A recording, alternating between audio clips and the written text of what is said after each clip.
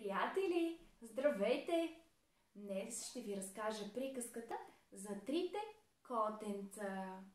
В един слънчев есенен ден три малки котенца, сиво, черно и бяло, си играели на двора.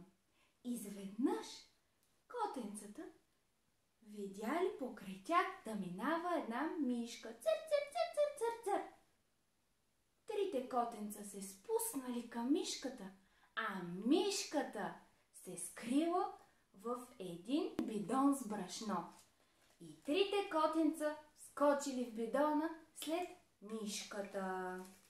Но мишката успяла да й избяга. Цър, цър, цър! Ох, спасих се! Ох, спасих се! Цър, цър, цър, цър, цър!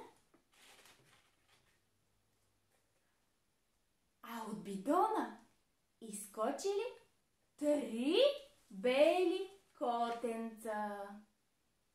Това време покрай трите бели котенца преминала една жаба. Ква, ква, ква, ква, скок под скок, ква, ква. Трите бели котенца се спуснали след жабата да я хванат, а хитрата жаба се скрила в една стара тръба.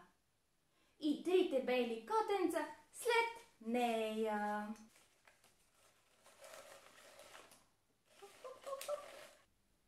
Жабата успяла да избяга от котенцата невредима, ква, ква, ква, ква, ква.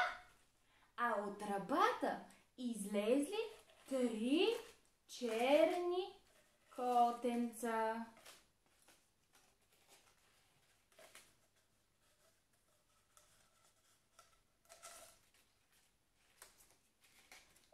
Мяу, мяу.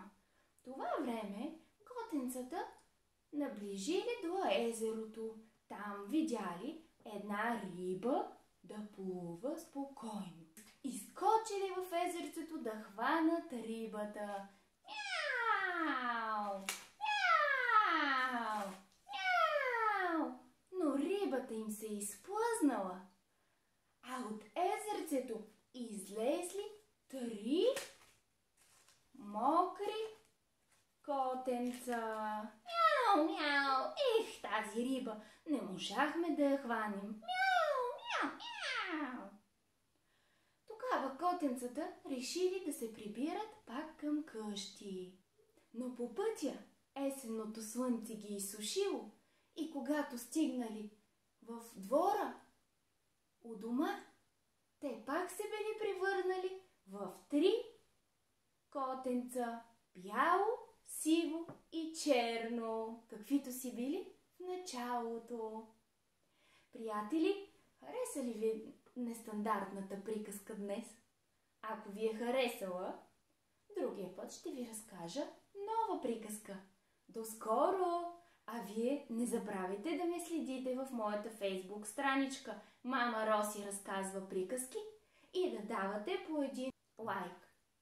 А също така не забравяйте да се абонирате за моя YouTube канал Мама Роси разказва приказки. Обичам ви и се пазете! До скоро!